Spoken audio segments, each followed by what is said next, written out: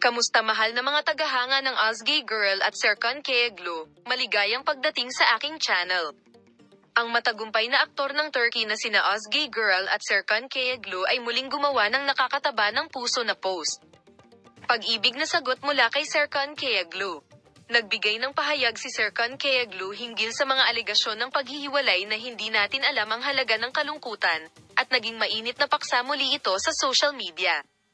Ang sagot ni Serkan Kayaglu sa tanong na, nakatanggap ka ba ng anumang reaksyon sa karakter na ipinakita mo sa kalye sa mga teleseryeng pinagbidahan mo, nakatawag ng pansin. Ikaw ay nasa isang relasyon na nagtapos kanina. Kapansin-pansin din ang pahayag ng gwapong aktor tungkol sa kanyang pribadong buhay. Napanood sa Nasantasi sa Tesi ang aktor, na nakaakit ng atensyon sa TV series na pinagbidahan niya. Sabi nila mahirap daw tayong kumilos sa period works.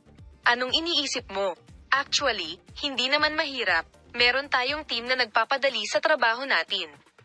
Sagot niya, we cannot shoot on the streets to reflect the period, bukod doon, we are in good spirit. May mga ganyang tao. May mga ganyang tao sa buhay.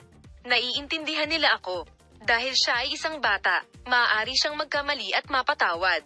Kapag tiningnan mo ito mula sa bintanang ito, walang dahilan upang hindi mahalin, sabi niya.